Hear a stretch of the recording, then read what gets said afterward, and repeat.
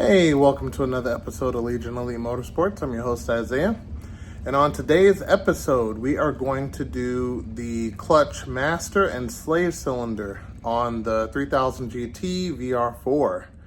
So, let's get into it and see what's all involved. Okay, guys. So, don't mind the carpet being pulled up there. That is to dry out the water on that side, oddly enough. But it is 3000 GT time. And what we're going to do is we are going to change the clutch master. So, in order to do that, we have to get to this guy all the way down there. So, in order to get to that guy, we need to remove this AC line, which is that one bolt there, this bolt here. Then we get to the flexible line where we can twist it out of the way. Then, probably needs it anyway, but we're gonna have to take out the brake booster. Okay. We're gonna have to take out this line right here. This line right here. Let's see what else. A couple other things. We're gonna have to disconnect that line there and this one right here. So we're gonna be dripping brake fluid. So we're gonna need some throttle body cleaner to make sure we clean that on up. And then, of course, last but not least, we're gonna take out this brake booster. So we have all the room to get to these bolts that are all the way right there. So, let the fun begin. I'm gonna start taking some of this stuff out, and I'll be back with you guys in a minute, your time. Okay, so we quickly moved in tonight. So technically you gotta move everything out of the way. This, the other bracket for vacuum line, the bracket that goes above here, which is this guy, 210 millimeters for that. Everything, because you have to take the booster and move up with it. So once you come up with it, you're good to go. Also, you have to take off the brake master. So if we look over here, we have the brake master and the booster. Okay. So on the back of this guy, you can see it's got the long threads, and that's to hold this guy. This one here. So we're gonna put this on so we don't lose it. And it goes on just like that. So simple enough. We'll clean this off. We're not gonna paint it now because I'm gonna technically take all of this stuff off and replace it at some point. So right now we're just gonna use what we got. So boom, we're gonna have this in place. There's another gasket that goes here, so make sure you don't lose it. And then now we have access to the clutch master. But before we take the clutch master out, we have to take out the pin that holds it. So let's check that out on the inside. So on the inside, we took out the 4 bolts for the brake booster, which you can see it here, 12 millimeters, no big deal. Then over here, we have to take out the center pin for the clutch master because there's a clutch booster back here. I guess to give you a stock feeling clutch pedal. Okay, so we're gonna take the pin out, which looks identical to this guy here. And then we should be good to go. If not, we'll have to take out the 2 bolts. There's one there and then one on the opposite side, but I kind of doubt it. But we'll see. Okay, so this is the new unit right here. And if you pay attention, normally these have the rod sticking out, but I believe that the rod is part of the booster assembly.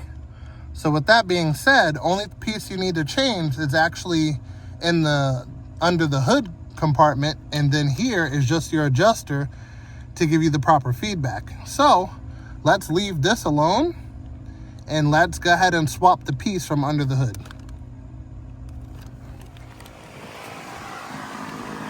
Okay, so we take that 10mm off with the line wrench, and then clean up the brake fluid, brake cleaner coming in a minute. And then we're gonna take off the 212s. There's one there, and then we're gonna pull this unit out, pop in the new one. So this hose here goes to the clutch master, which is this piece right here that goes up against the firewall. So that's pretty interesting. Definitely different. I would assume the clutch would be pretty heavy without it, most likely. So yeah, we're gonna pop this bad boy in, pop in the new one, and see what we got. Okay, as you can see, that's exactly what I thought. So it's the opposite of, I guess, the brake booster. Actually, no, it's the same, because there's an adjustable piece there.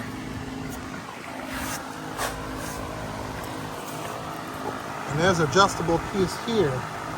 So that's pretty interesting. They made it identical to the brake master setup using the booster to make the pedal soft. Technically same technology, but for the clutch. Interesting. So with that being said, we're gonna go ahead and put this bad boy back together and put everything back. So I'm gonna show you in order what I took off as we put it all back. Okay, so the new one is in. As you can see, it's actually simpler once you get in here, so that's not too bad. Okay, so that, we're gonna take this guy out right there, and then we're gonna put this line back in, which is the line for the clutch fluid. We're gonna line that up. Of course, you know, there's no room to actually see, but we're gonna do the best that we could do with what we got.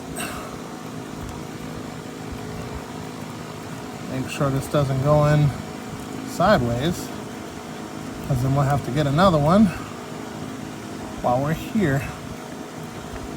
Alrighty, make sure that's in straight. That looks great. Now let's get the line wrench, tighten this up, 10mm, and move on from there. Okay, so all of it is on and tight.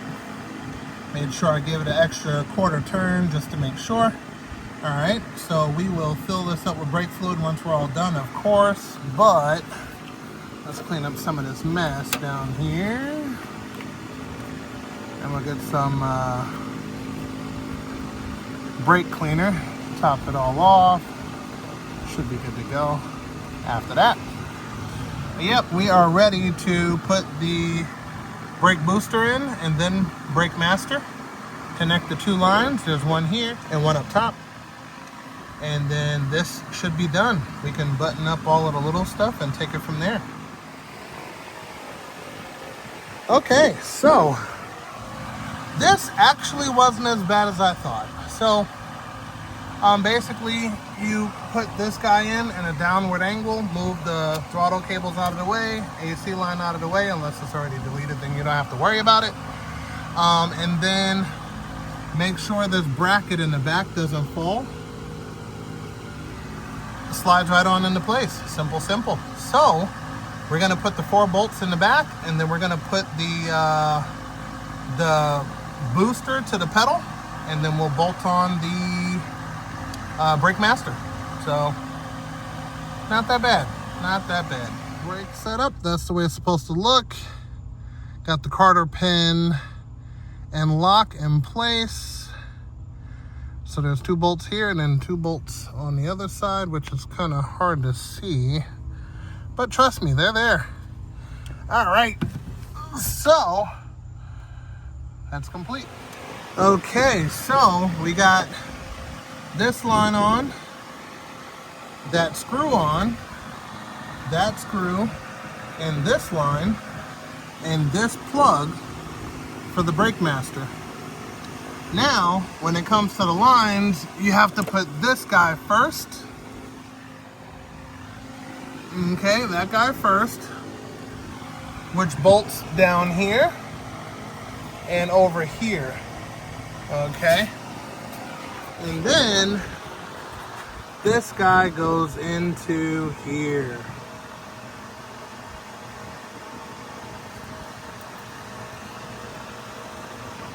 All right, so once this is all put together, let me get the clamp and we'll knock it out. Okay, so this is how everything goes back. So we got the bottom hose first, which I'm gonna pull up the clamp right there. That bolts down to there. AC line goes into there.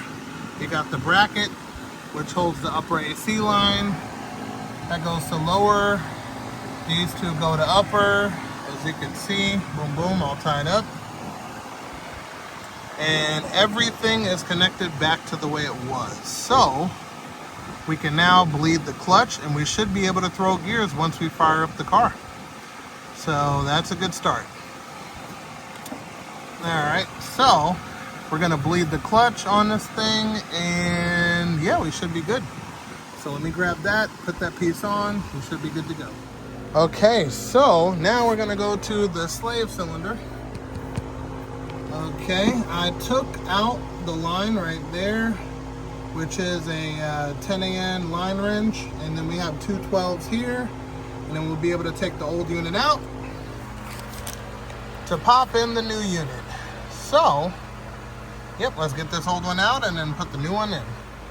Okay, so out with the old, in with the new. As you can see, the two 12s are in. Bleeder screw has been bled. So now we have some feedback on that clutch pedal, as before we did not. So let's take a look at this nasty rusted piece of junk. So for obvious reasons, you can see why this wasn't working. We're gonna take this cap off right here, add it to the new one, and then we should be good to go. Okay, so I went ahead and put some items back on there, intercooler piping plugged into MAF, basically getting it ready to crank over to make sure everything is good. But I ended up changing the spark plugs because they looked a little rough. But I actually want to do a compression test because a couple of videos back, I got the car to actually run for a second there until I cut it off.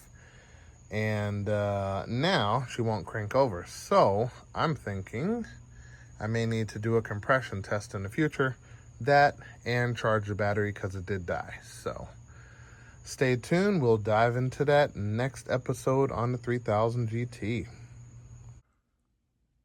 Oh yes, so we're going to call it an episode there. But yeah, we're going to be doing some diagnostic type stuff next episode for the 3000 GT VR4 because it's acting a little funny and it doesn't sound the same as it did when it cranked up before. So we're going to see if it's down a hole or whatever the case may be and kind of take it from there.